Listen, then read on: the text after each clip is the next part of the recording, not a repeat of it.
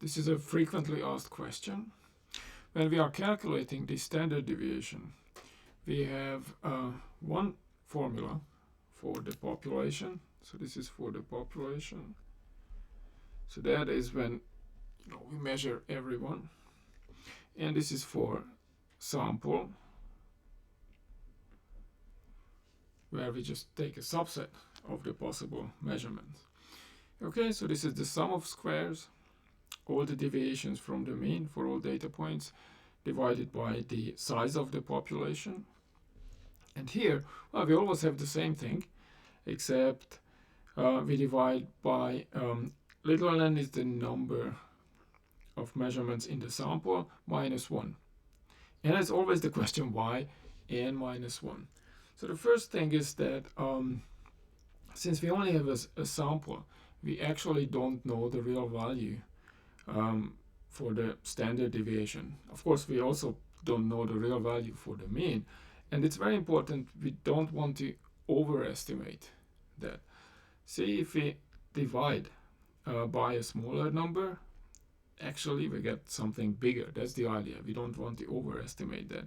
And why exactly n minus 1? So that's one answer, not to overestimate. You might be happy with that.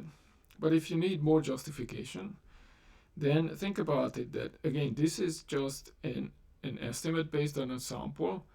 So when we use the mean in calculating the sum of squares, that's an estimate. The mean, the average, is not the real value, but we use that. And if you think about it, if you have n data points and you use the mean as well, then it's easy to see that n minus 1 data points and the mean together, it already gives you the nth data point. So roughly speaking, we only have n minus 1 data points. And so n minus 1 we can freely change once the mean is given. And these are called the degrees of freedom.